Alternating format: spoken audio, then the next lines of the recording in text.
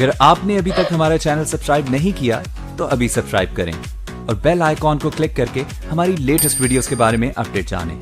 subscribe कीजिए